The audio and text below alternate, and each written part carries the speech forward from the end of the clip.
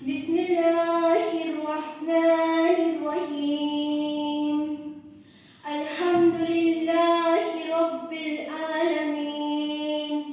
আর রহমানির রহিম।